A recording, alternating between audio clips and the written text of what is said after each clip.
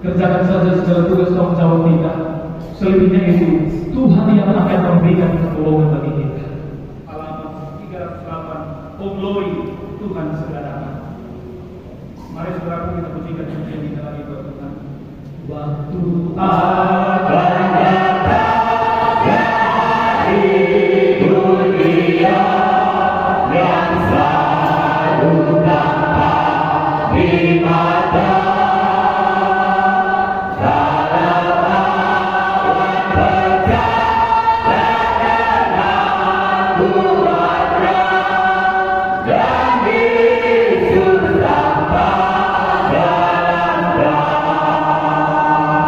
Oh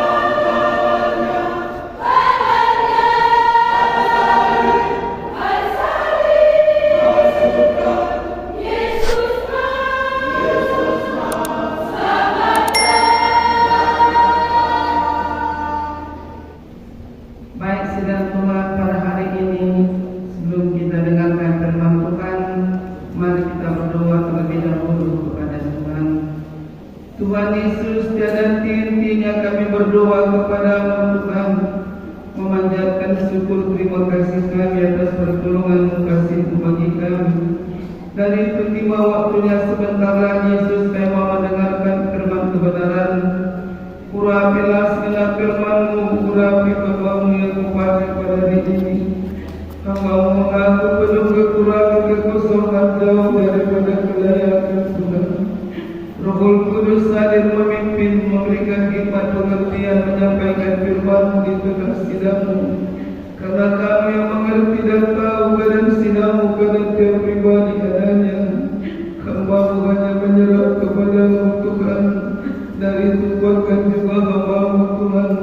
Kamu terus memimpin kekuatan ini, kuasai hati pikiran kami oleh darah-Mu Tuhan, agar sedang firman-Mu hidup dalam hati kami, berkat bagi kami tiap pribadi. Hancurkan penghalang perintah berkat-Mu adanya Tuhan. Salam tolong terus kami oleh darah-Mu. Terima kasih Tuhan Yesus, kami ucapkan haleluya. Amin. Baik sidang Tuhan pada hari ini, hari yang berbahagia ini, kita juga bersyukur kepada Tuhan Kita sangat berbangga memiliki Yesus seperti Yesus yang kita sembah ini. Walau dalam banyak cobaan, dalam banyak gelombang, dalam banyak rintangan, dalam banyak tantangan, kita lihat masih kita rasakan kuasa Tuhan menolong kita. Pertolongan Tuhan menolong kita saudara sampai saat ini. Jadi itu jalan kita tetap bersyukur kepada Tuhan dalam segala perkara saudara. Bukan diterangkan Tuhan bagi kita sedapnya, jalan kita selalu mulus, tidak ada rintangan, tantangan, tidak ada cobaan.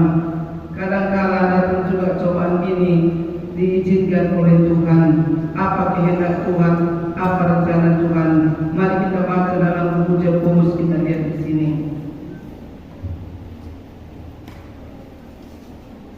Jakobus 1 ayat 2. Saudara-saudaraku, anggaplah sebagai suatu kebahagiaan apabila kamu jatuh ke dalam berbagai-bagai pencobaan. Sebab kamu tahu bahwa ujian terhadap imanmu itu menghasilkan ketekunan. Dan biarkanlah ketekunan itu memperoleh buah yang matang, supaya kamu menjadi sempurna dan utuh dan tak kekurangan suatu apapun. Anggaplah suatu kebahagiaan saudara gelombang cobaan yang datang itu. Karena kadang-kala diizinkan oleh Tuhan bagaimana ketekunan kesetiaan kita terhadap Tuhan.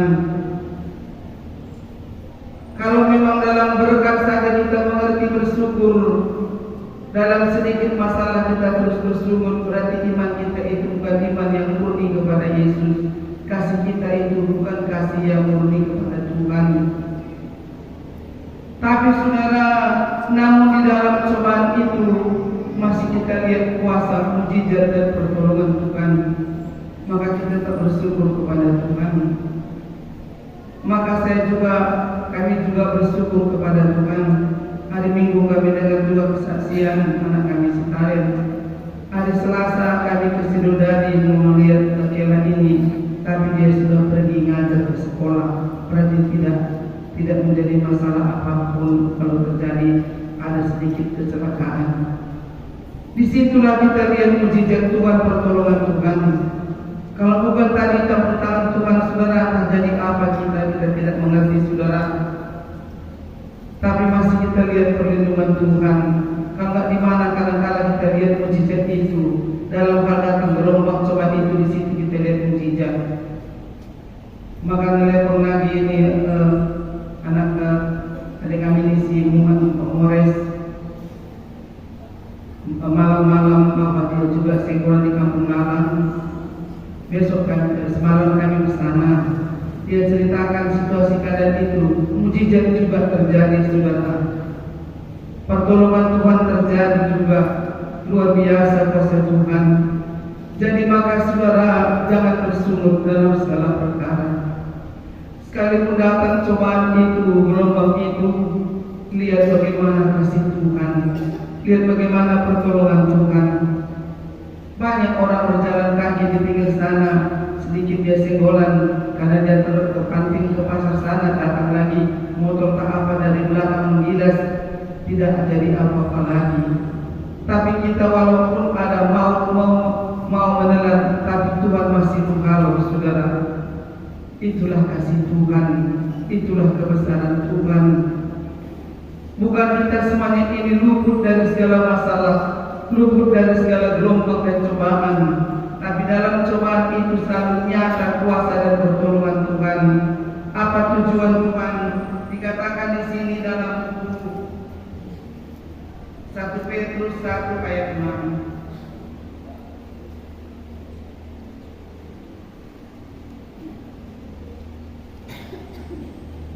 1 Petrus 1 ayat 6.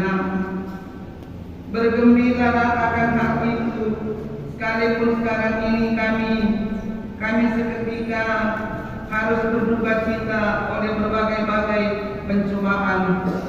Maksud semuanya itu ialah untuk membuktikan kemurnian imanmu yang jauh lebih tinggi nilainya daripada emas yang fana, yang diuji kemurniannya dengan api, sehingga kamu memperoleh memperoleh puji-pujian dan kemuliaan dan kehormatan pada hari Yesus Kristus menyatakan dirinya.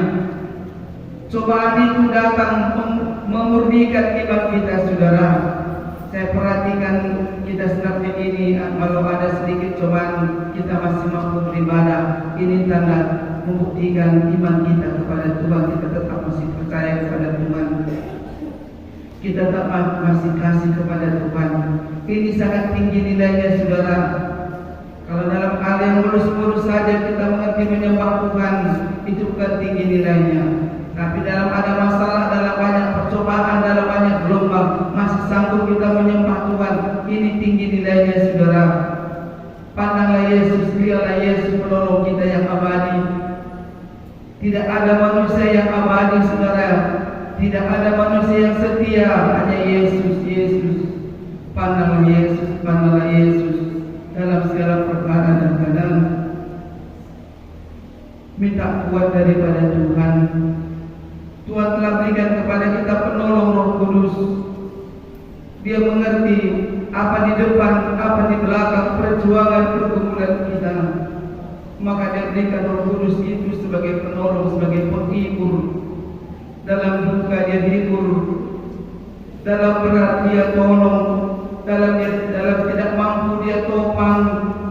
Itulah fungsi Roh Kudus itu, rindukan itu memenuhi kita agar kita mampu, agar sanggup. Tanpa Roh Kudus itu, saudara, kita tidak sanggup. Persoalan sedikit pun, masalah sedikit pun kita jatuh. Tapi ada Roh Kudus sebagai penolong dalam gelombang yang besar, dalam angin ribut yang dahsyat datang, saudara dan saya kuat. Maka dasarkan iman itu di atas batu karang, pasti dia kokoh, saudara. Dan ingat selalu berkat Tuhan, ingat pertolongan Tuhan. Datang cobaan, renungkan kasih Tuhan. Karena Tuhan tidak berjanji langit selalu biru. Tuhan tidak berjanji jalan selalu rata. Ada juga kadang kabut, ada juga kadang musim hujan. Ada juga jalan berbatu-batu lagi mendaki.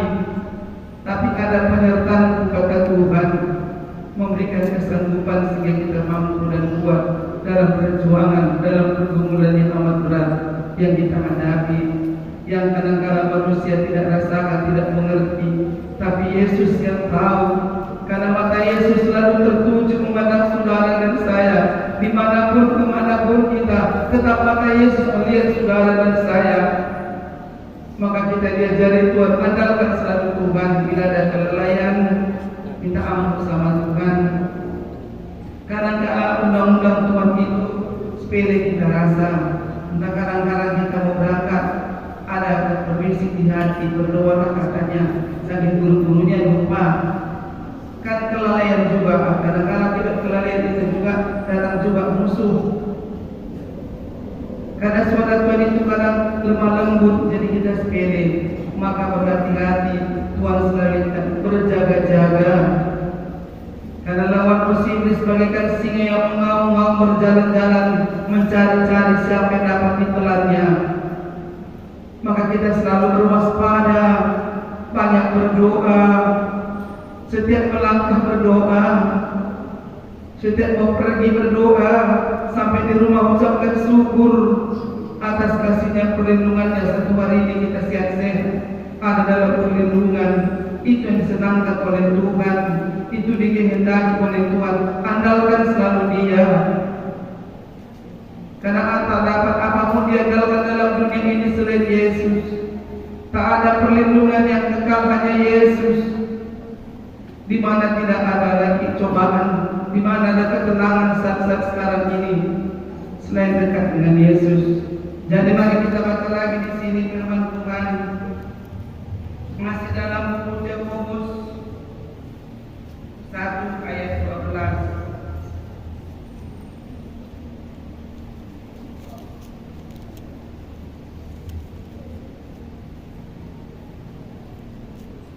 Yakobus 1 ayat 12.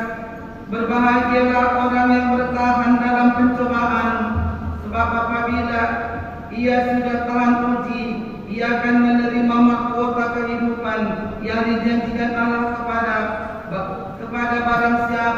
yang mengasihi Dia.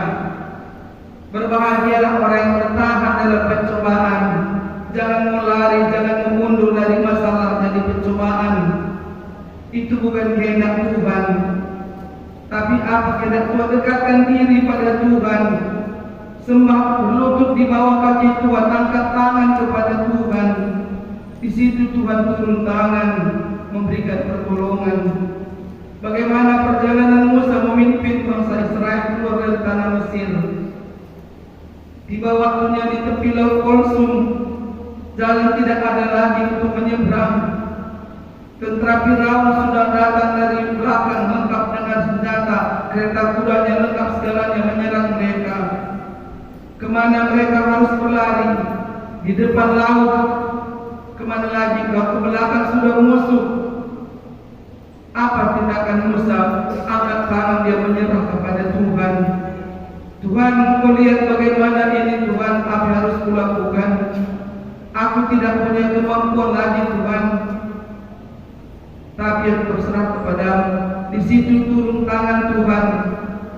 Dia menjadikan laut terbelah menjadi dua, sehingga bangsa Israel berjalan menyeberang.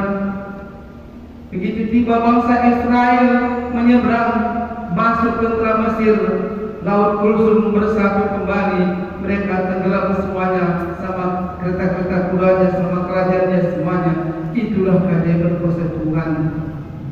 Demikian bagi kita dalam pergumulan berat persoalan, berangkat tangan bagi Tuhan.